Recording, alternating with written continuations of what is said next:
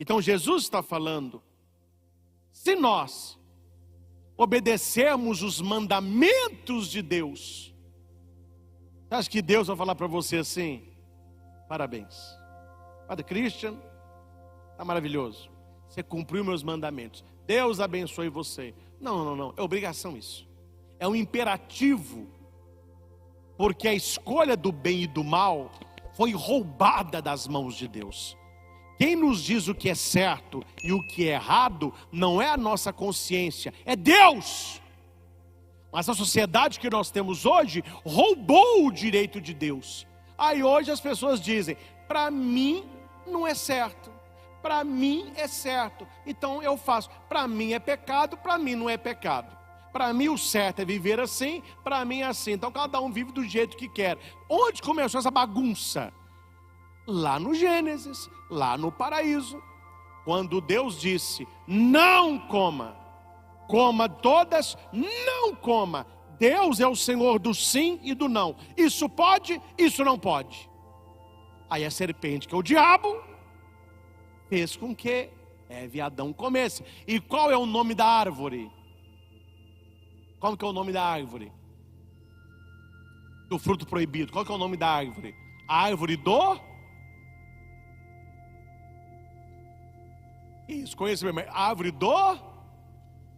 Isso, a árvore do bem e do mal. Aí você está entendendo agora. Deus disse: você pode comer de qualquer coisa, desta não.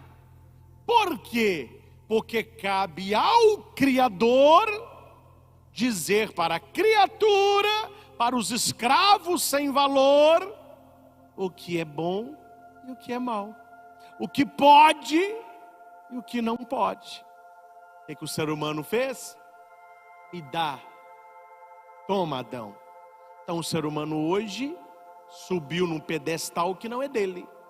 Então hoje você vê vidas totalmente diferentes. Por quê? Para mim não é pecado, para mim é certo. Se para você é errado, não faça. Eu não acho que é errado, estou fazendo. Porque o ser humano pegou para ele o direito de falar o que é bom e o que é mal. E ele vai escolhendo a bel prazer. Para você beber é ruim, não beba. Para mim não é errado, estou bebendo. Para você trair é pecado, então não traia. Para mim não é, estou traindo. Para você casamento certo é dupla, para mim é trio, eu sou do poli. Não tem problema nenhum. Então a pessoa ela vai escolhendo a mercê dela. O que eles tiraram? O bom e o mal das mãos de Deus. Não é Deus mais que dito o que pode e o que não pode. É o ser humano que escolhe o que pode e o que eu quero, o que não pode e o que eu não quero. Então note que Deus não vai agradecer aquele empregado, aquele escravo que fez tudo, porque Deus é quem nos diz o que pode e o que não pode. E aqui eu quero encerrar lembrando, eu não podia deixar de falar sobre isso. Sou um servo inútil, sou um escravo sem valor, inútil. Aí você vai dizer assim: ah, padre, me desculpe, isso aí eu não quero falar não, isso aí eu não quero falar não. Então olhe para Nossa Senhora, ela disse isso: eis aqui a escrava do Senhor. É a mesma palavra grega. Eis aqui a escrava do Senhor. Eu não tenho valor nenhum, mas o valor vem de Deus. Faça a tua vontade. Escravo foi comprado pelo Senhor. O escravo não pertence a si mesmo. A finalidade do escravo é servir ao Senhor. A finalidade de Nossa Senhora foi servir ao desígnio do Pai. Por que que os santos viraram santos? Você quer ser santo? Silêncio, hein, gente? Silêncio, hein? Eu quero ser santo. E se você não for santo, meu filho, você vai acabar no inferno. Porque só entra no céu quem conseguiu se santificar. Então busque a santidade. Ô padre, o que é ser santo? É viver para servir a Deus. É ser um escravo sem valor. Uma coisa que eu estudei no seminário, que eu nunca esqueci. E não acho ruim não. Isso me ajuda a ser padre melhor. O professor falava, olha, se o povo católico soubesse o que um sacerdote faz no altar, depois de toda missa, teria uma fila para as pessoas agradecer o padre. Padre, muito obrigado. Se não fosse o senhor, não tinha comunhão. Muito obrigado, muito obrigado. Aí o professor falava, coisa que você não vai escutar é agradecimento. O pessoal vem, participa, comunga, todo mundo vai embora. Aí é para você pensar, ô povo ingrato. Não, é para você dizer, Senhor, eu sou um escravo sem valor. Eu sou um servo inútil. Eu fiz o que eu tinha que fazer mesmo. A minha vida é servir ao Senhor. E eu sirvo ao povo por tua causa. No altar, a minha vida, corpo entregue, sangue derramado. A gente não gosta de escutar muito isso, que as pessoas hoje querem. Não, tem que agradecer. Tem que me dar um diploma. Tem que me dar uma medalha.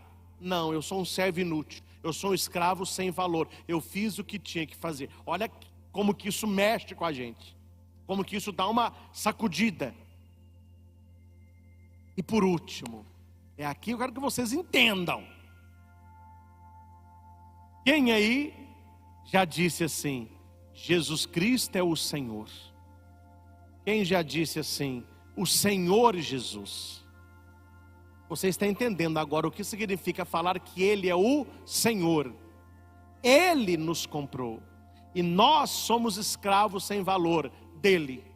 A minha vida não me pertence. A minha vida pertence a Ele. Então para o cristão essa fala, o meu corpo, minhas regras, né? As feministas abortivas, elas gostam disso. Meu corpo, minhas regras. Com a minha vida eu faço o que eu quero. Nós sabemos, eles não sabem, nós sabemos, a nossa vida não nos pertence. Nós somos comprados pelo sangue de nosso Senhor Jesus Cristo. Por isso que eu falo, Senhor Jesus, Jesus Cristo é o Senhor. Por que nós cantamos isso? Porque eu não me pertenço, eu pertenço a Ele.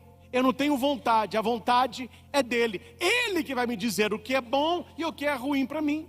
Ele que vai conduzir a minha vida. Eu sou um barquinho no mar e é o Espírito de Deus que vai me levando. Como que se chama isso? Fé. Fé. Fé é você se entregar.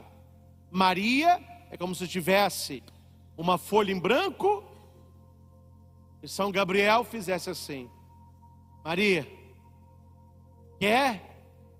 Fiat, sim. Então assina a folha em branco aqui. Maria de Nazaré, o anjo, tá bom. Agora eu vou levar e o pai vai preencher. Mas já está assinada, viu? Eis aqui a escrava. Eis aqui a serva. O que eu vou fazer? Sou escrava, sou serva. Será que nós já assinamos essa folha em branco? Será que nós já entregamos para Deus a folha da nossa vida para que Deus preencha com a sua vontade? Ou nós queremos a nossa vontade? Por isso, meus irmãos, a igreja nos traz esse final de semana essa liturgia riquíssima, riquíssima, para que você possa no seu coração pesar a sua fé.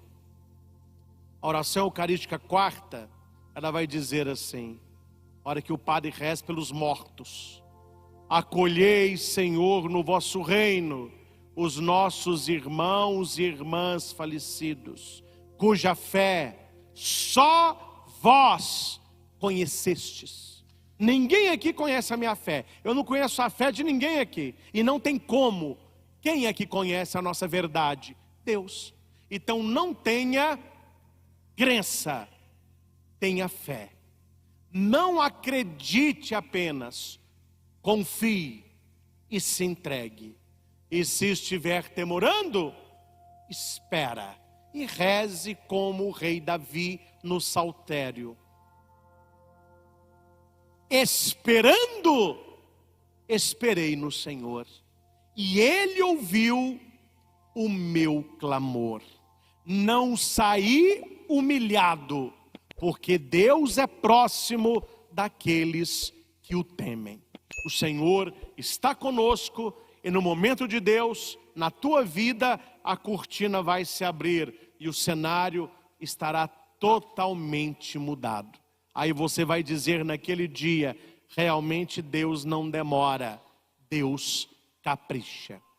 Nós precisamos aprimorar a nossa fé. Nós precisamos aprofundar a nossa fé. É sobre isso que vai falar a primeira leitura. Porque muitas pessoas, na hora do problema, ela perde a fé. É claro, meus irmãos, nós somos humanos, e o humano funciona assim mesmo. A hora que vem aquela notícia, vem aquele baque. Ai, meu Deus, aí você está aquela... Mas depois do baque, depois que a água acalma, é preciso que a fé sustente. Vai dar certo, porque eu tenho fé, eu creio em Deus, Ele está comigo. Porque o problema, ele leva a dois caminhos. Ele leva a descrença, e a descrença é porque ele teve dúvida. Só que o problema para aquele que tem fé, ele funciona como fortificante. Depois do problema, a pessoa é mais forte. Tudo eu posso, eu sou forte, porque Ele me fortaleceu. Como?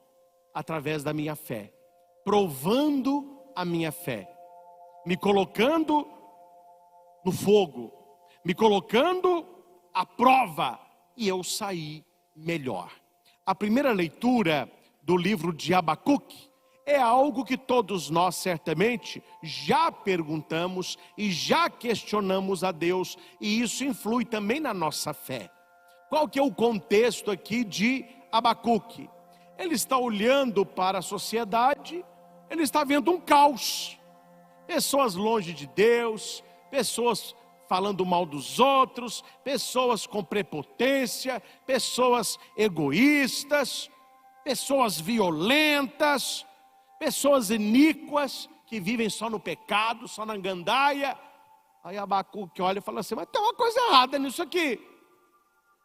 Onde está Deus? Onde está Deus? Será que Deus não está vendo essa bagunça que está esse mundo? Aí a primeira leitura, quem quiser acompanhar, Abacuque vai rezar assim. É uma oração de Abacuque. Senhor, então ele está rezando: até quando clamarei sem me atenderes? Até quando devo gritar a ti violência sem me socorreres? Por que me fazes ver iniquidades quando tu mesmo fez a maldade? Destruições e prepotência estão à minha frente. Reina a discussão, surge a discórdia. É Abacuque no capítulo 1 e alguns versículos do capítulo 2. O que Abacuque, que é um profeta, ele está orando a Deus? Deus é cego? Deus é surdo? Deus é mudo? Deus não está vendo o que está acontecendo? Deus não está ouvindo o que as pessoas andam dizendo? Deus não tem uma palavra para esta situação? Meus irmãos, aquilo que Abacuque sentiu, eu tenho certeza que é aquilo que muitas vezes nós também sentimos. Nós que temos um problema, nós que passamos por uma dificuldade, uma situação na nossa vida que nos faz sofrer, alguém que nós amamos que está sofrendo, um desemprego, um problema financeiro, um problema com o filho, um problema de casamento, um problema na família, e você ali está rezando. Oh meu Deus, você não está me vendo não? Você não está me vendo não? Até quando? Ele pergunta 2 vezes. Até quando? Por quê? Até quando eu vou enfrentar esse problema? E por que esse problema bateu na minha porta? Aquilo que Abacuque pergunta, nós com certeza já perguntamos. Quando nós estivemos num problema, numa situação, e nós não entendemos o motivo, nós não entendemos por que Deus não me atende, por que Deus não me ouve, por que Deus não me socorre. A leitura muda no capítulo 2. No capítulo 1, nós lemos o versículo 2 e 3. Até quando? Por quê? No capítulo 2, aquele que parecia mudo e ausente e cego, ele está presente, ele ouviu a oração, ele vê o que está acontecendo e ele tem uma palavra. Deus respondeu a Abacuque. Se Deus respondeu a Abacuque, Ele haverá de nos responder também. Mas aqui, meus irmãos, há uma pergunta. Por que há pessoas que não ouvem a Deus? Por que há pessoas que não conseguem ouvir a Deus? Porque elas fecharam o coração.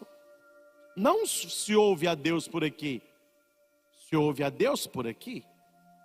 Por aqui é acreditar, por aqui é intelecto, aqui é fé. Então se ouve a Deus no coração. Ao Senhor Jesus toda honra, toda glória e todo louvor.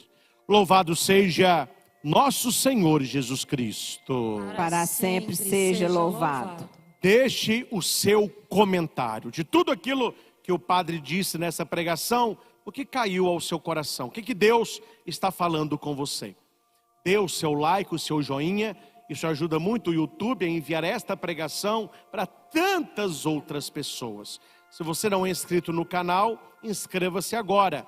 Toque no sininho para que você seja notificado dos novos vídeos. E o mais importante, envie o link desta pregação para que muitas pessoas possam ouvir esta mensagem. O meu sonho é que todo cristão, que todo católico ouvisse isso no dia de hoje, para que a pessoa entenda, com fé eu posso ir além. Pelo poder da minha fé, eu verei o impossível acontecer. E é por isso que nós rezamos: Jesus, eu creio em vós, mas aumentai a minha fé. Jesus, eu creio em vós, mas aumentai a minha fé.